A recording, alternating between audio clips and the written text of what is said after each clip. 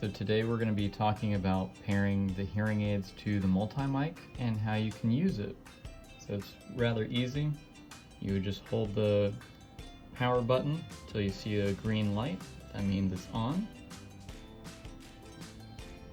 Now we're going to hit the small little white button kind of underneath the clip here. Just press it real quick. It's now in pairing mode with blinking orange lights.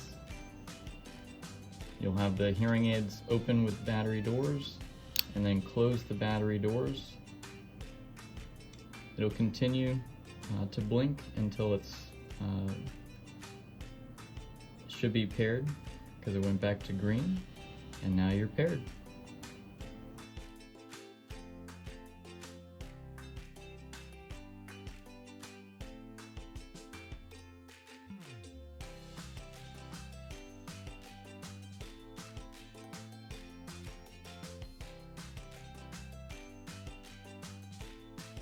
Raise your right hand if you want to go eat tacos tonight.